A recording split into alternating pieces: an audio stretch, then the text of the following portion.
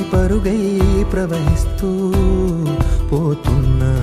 ఏం చూస్తూ ఉన్నానే వెతికానా ఏదైనా, ఊరికెనే చుట్టూ ఏవేవో కనిపిస్తూ ఉన్నా.